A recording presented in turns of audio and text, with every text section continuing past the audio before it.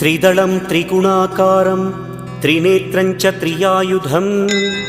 त्रिजन्म पापसंहारम् एकबिल्वं शिवार्पणम् त्रिशाखैः बिल्वपत्रैश्च अच्छिद्रैः कोमलैः शुभैः तव पूजां करिष्यामि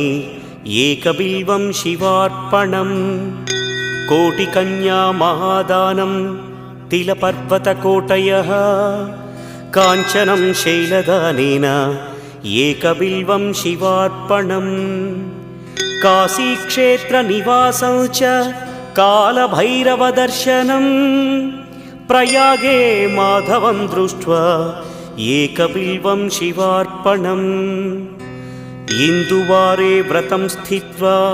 निराहारो महेश्वर नक्तं हौष्यामि देवेश एकबिल्वम्